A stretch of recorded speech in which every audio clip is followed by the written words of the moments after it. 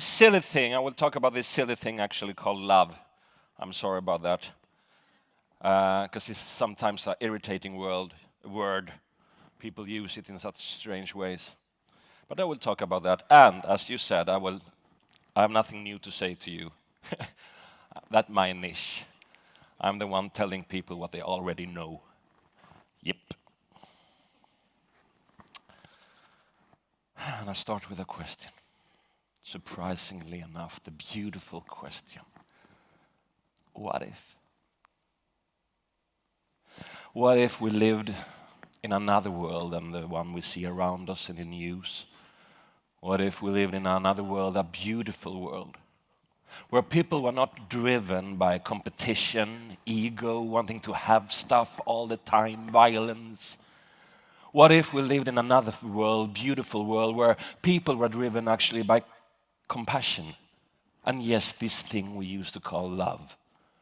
A world where not even Darwin really believed in the idea of Darwinism. What if we lived in another world, a truly beautiful one? And what if I in 15 minutes can show to you that we already do? I will start with the beginning. And it's nothing strange about that. And it's not poetry, so be aware. It's just an ordinary bit of ordinary reality. It's a true story about two twins getting born all too early. And they are very, very small, of course. Nothing strange with that. And as so often in this world, one is bigger and one is smaller. And like all too often in this world, the bigger went stronger and stronger, and the smaller went weaker and weaker and weaker. So the doctor at this hospital had to prepare himself, trying to say to the parents that you have to try to find the courage, find the possibility to be grateful that at least one of your children probably will survive. At least one of your twins. How do you say a thing like that? I don't know. But what if he didn't had to? What if there are people existing in this world, doing not just what they're expected to do, but do a little bit more, and sometimes even do things they're not allowed to do? What if people like that exists already in this world, in this room, like that nurse in this hospital, doing what she was not allowed to do? It was nighttime. She should go home, but she didn't. She stayed. And what did she do? She took up one of the twins from the incubator, and it was just a few meters she had to go to be able to do what she was not allowed to do, to put the one twin in the same incubator as the other twin. And what if we're not surprised that it didn't took long time at all before the bigger twin put his arm around the smaller one, and the smaller one started to, do I even have to say it, that the smaller man started to grow? What if we know exactly what matters? What if we know exactly what we need and what we can give? What if we know that we, all of us, just doesn't have only one arm but two arms and looks so much bigger than this small incubator arm? And what if we know that in certain moments the only thing we have to do to change everything is to use at least one of them? What if we already know that? What if we live in a reality where people are driven by compassion? A world where not even Darwin believed in Darwinism. We all heard a lot about this competition thing, survival of the fittest, claw and jaw, this old paradigm. And yes, Darwin wrote about that a lot in his quite beautiful book, Origin of the Species. But in the next book, when he was a little more wise, maybe, I don't know, but in the book titled Descent of Man, he mentioned survival of the fittest 3 times. And 33 times he mentioned the word love. Isn't that nice that also Darwin probably had a brain and was not believing in Darwinism, at least not so much that we think he was? What if we already live in a world driven by compassion and a thing we called love? What if? Because we need the compassion. Because it's not only beautiful things going around. This is beautiful. Hello? Well, that wasn't so polite. Hello? Oh, yes, hello. Yeah, don't forget about this important thing called hello. Tremendous power. I will come back to that, but first this. This we have seen before. This is one of the problems. When you look at this picture, you see two things. You see the biggest threat towards mankind probably right now. But you also see the solution, don't you? Yes, of course you do, but I will tell you anyway. Here you see the carbon dioxide level. It had been the same time for a very, very long time. Here we have year 0, but you know that I could stretch this line out through the wall, that it had been the same for a very, very long time. But here something is happening. Carbon dioxide level rising, and it's really rising, yeah? That's the threat. But it's also the solution, because this is happening. What is happening? It's industrialism happening. Was industrialism an evil thing with a bunch of guys having a bad day and another bad day and another bad day wanting to destroy it all? No, industrialism was just a lot of ideas and a lot of people working together to make these ideas become reality. So here you also see, don't you, the solution. And that's so beautiful with this, to be here at these TED meetings, because it's about ideas. To give the ideas space, and we need this space. Because people have done it since the dawn of the times. With one small idea at a time, we change everything.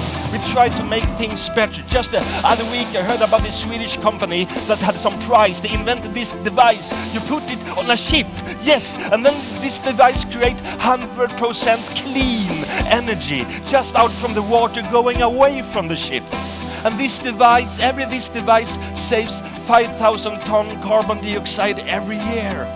This is not an idea that will change completely the world, but with one small idea at a time, we change it all. That's what we do. But if we will talk about ideas, we also have to talk about some other thing. We have to talk about trust, and we have to talk about love.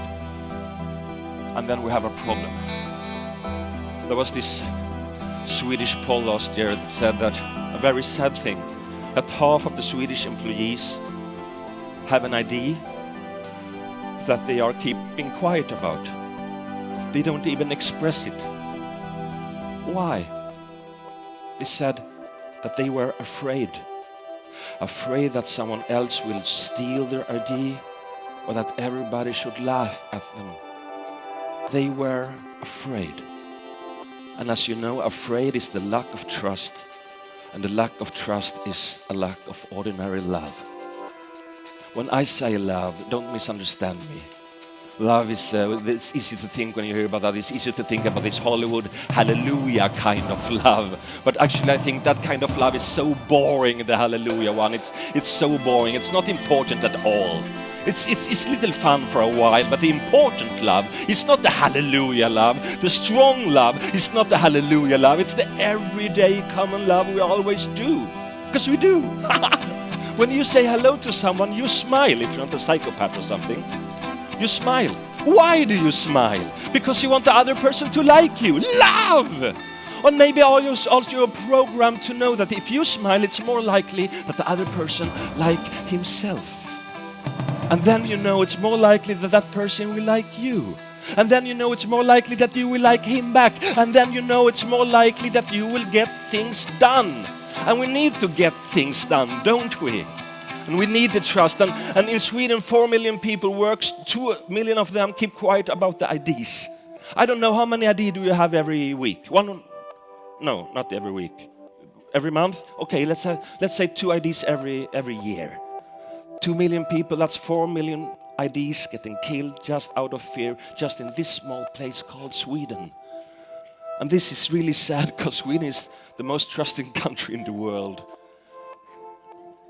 Yeah, Here you see, do you trust other people? In Sweden, almost 70% says yes. Then in the bottom, we have Portugal, and when they have this place called USA, you heard about that? Not even 40% say yes. And the amount of trust is connected to a lot of things. It's connected to the economically equality, small gap between rich and poor. But it's also connected to the amount of ideas getting expressed. Here you see the patents per million citizens. Sweden is still top-notch. 30 patents per million citizens, and then, in the States, not even 2. So we need to work on the trust. And that's so beautiful, because it's so easy to do. We don't have to be heroes to do that. We don't have to be genius to do that. We don't even have to be a politician. We just need to be wise as the newborn twin. Can we do that? Yes, of course we can. But soon we will practice. But before this practice, I will tell you one last story. And this is also an ordinary bit of reality. Well, not completely ordinary. It's about Dalai Lama. And he's not completely ordinary because he's like a guy, with a dress. That's strange. But a journalist saw that everyone he said hello to was doing like this. Dalai Lama said hello, and the other one went,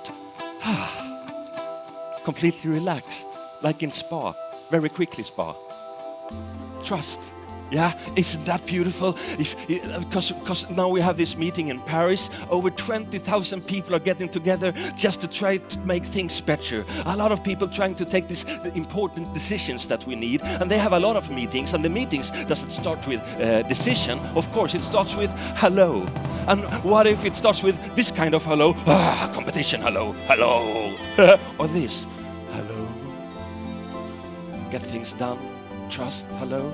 Would that affect the quality of the decisions taken in this room? I don't know. But I know that the journalist had to ask Dalai Lama, what's your trick? And Dalai Lama answered, you want to know my trick? Yeah, I tell you. Pepsodent. No! What if in the reality he said something completely different? In the reality, he said, you want to know my trick? I tell you, whoever I say hello to, I say hello in the same way. I say hello as if I say hello to a very old friend that I hadn't met for a very long time. Do you realize what he's doing? He's like top-notch love level all the time. Top-notch love level all the time. And that's also a way to create the world, isn't it? So should we try? Please rise. Please rise. Soon you will do like this. You will say hello to each other as you say hello to a very old friend you hadn't met for a long time. And you do it with a hug. A real hug, yeah? Oh, this is so non-Swedish, but we will do it. But not now, I will count to 4. Okay, 1, 2, 3, 4, hello! Hello! And look around! Please look around! Because now you see what people have done since the dawn of the times. We do it all over. The energy level is rising. We give space for ideas to grow. And maybe the things you do now is the core of human development. So thank you for that.